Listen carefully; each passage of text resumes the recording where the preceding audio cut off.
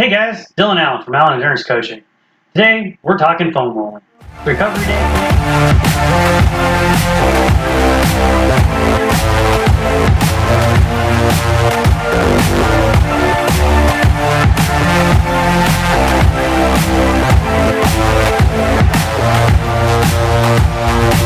We're talking foam rolling. It's recovery day for me, so just got home from the pool a little bit ago and doing my recovery runs, and I'm going to do some foam rolling.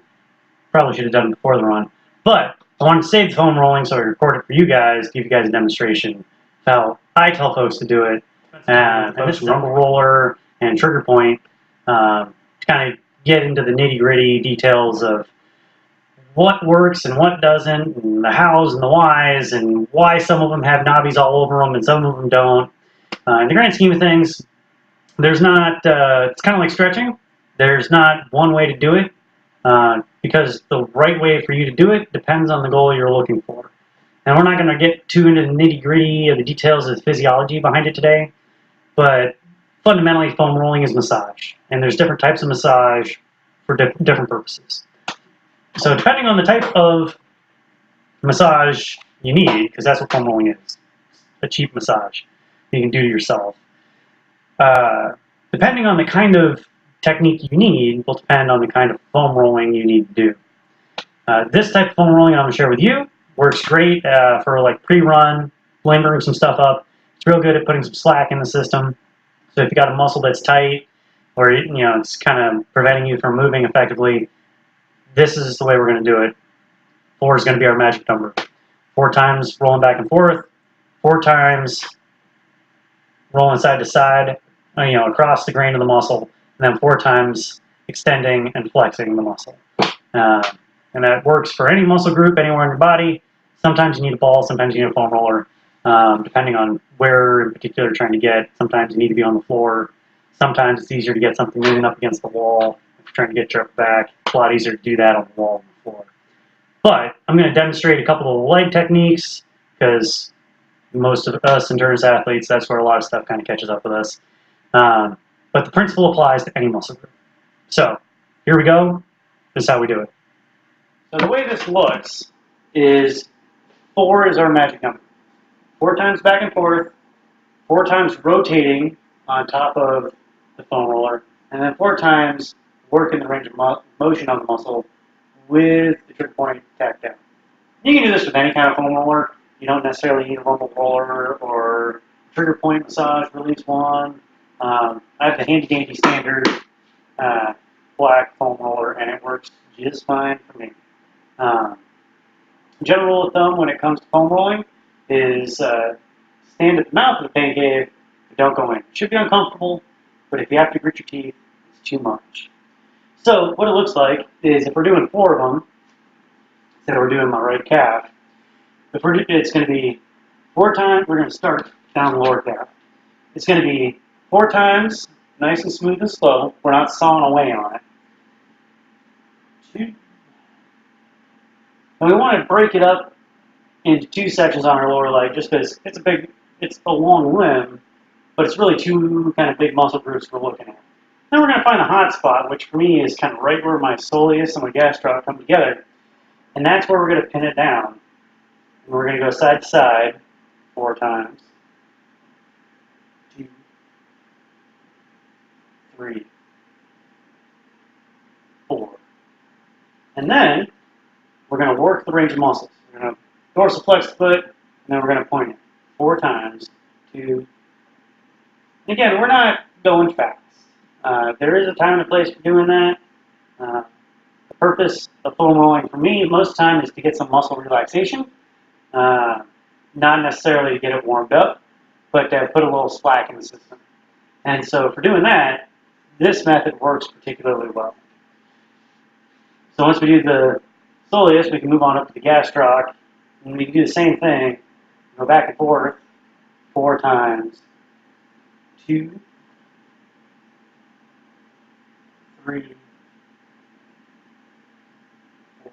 Now I'm using the calf for this demonstration because it's easy to actually talk to you while doing it. And then 4 times side to side. And, it's easy to demonstrate. It's easy for me to talk while I do it. And it's something I need to do anyway, especially with this right calf, because that's one that's going to be trouble for months after getting it all spasmy over the winter. I don't remember if that was 3 or 4. I'll do one more. And then we want to work the range of motion. 1, 2, 3, 4. Now, where that particular hot spot is for you may vary. Some people it's going to be right here, some people it's going to be right here, some people it's going to be right here. Where it is doesn't really matter, but that's the spot where you want to tack it down for going side to side and working the range of motion.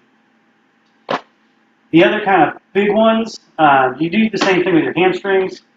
You do kind of run into the issue with the floor being in the way if you're working the range of motion in your hamstrings. But just like with your calves, because it's so long, you probably want to break it up in 2 chunks. You want to go from about the knee to about mid-thigh, and then do another set mid-thigh to your hip.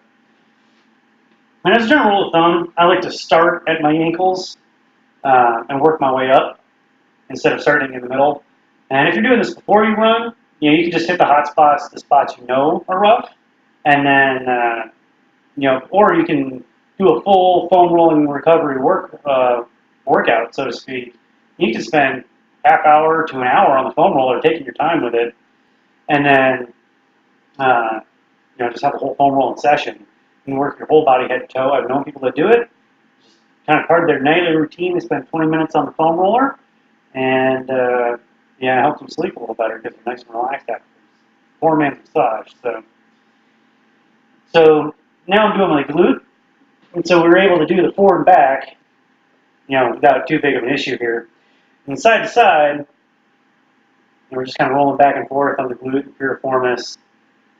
And then to do the flexion and extension, we just want to kind of pin it down right on that sweet spot right there, and then back and forth. Now, I will say, for some areas of your body, it's easier to do this with like a tennis ball on the wall as opposed to a foam roller on the floor. And this is true for working your back, if you're trying to get a spot kind of right under your shoulder blade.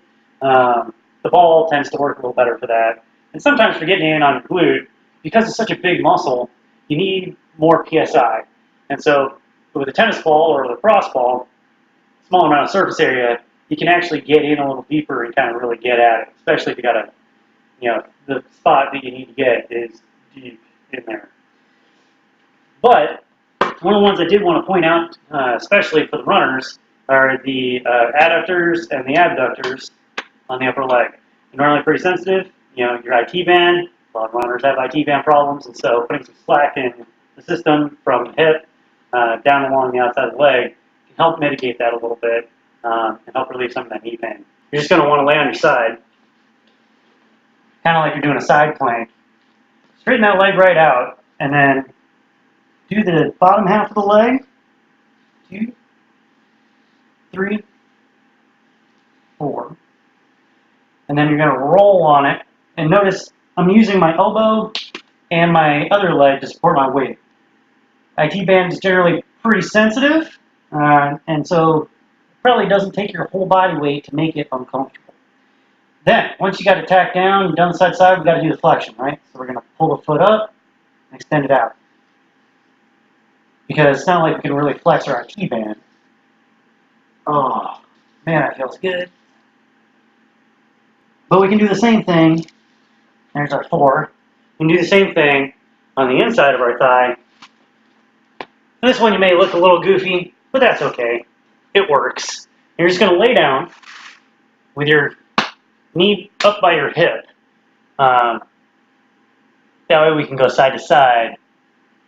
And some folks can really, we get some tight adductors, especially if you got like tight psoas or something like that. And this can really kind of get in there.